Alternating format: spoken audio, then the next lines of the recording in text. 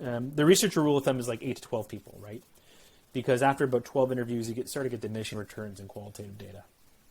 So we'll start with an objective, whatever that is. One company I'm working with now, they're trying to understand why their high contract value clients are taking the longest to close.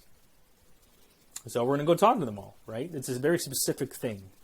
And that gives me my apples to apples comparison, which I talked about earlier.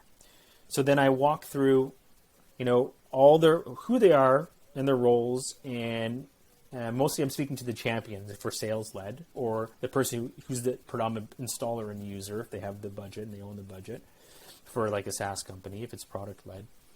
And we'll talk about their roles, responsibilities, what they care about, and we talk about their pains, their anxieties, any problems they have. Which is a lot of that either content opportunities or starts giving me my messaging and my positioning. Then I figured out how they researched, right? Where did they go? Who did they talk to beyond Google?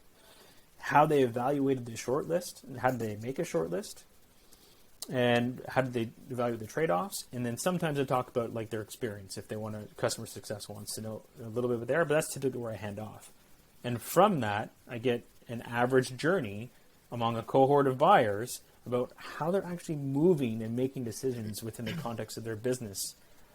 Because that's where you really if you know all that, now I can influence that. That was a really long answer, George, to your question. I apologize, but I mean, that is it. Like, that's the process. It's